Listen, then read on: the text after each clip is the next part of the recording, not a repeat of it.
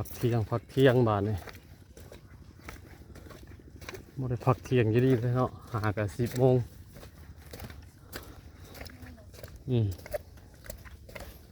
10 โมง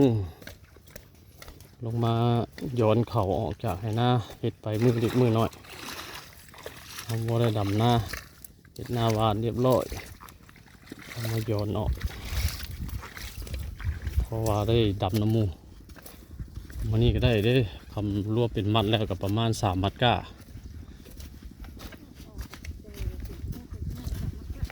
เอามันใหญ่เนาะเป็นยังดำหน้าอยู่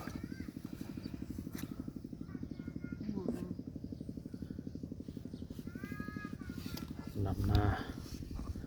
4 คน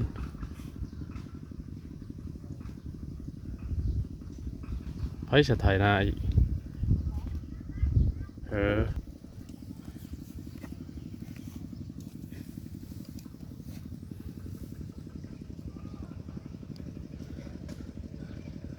ย่างเขาว่าบักวัดมาไปว่าวัดพุ่นเด้อ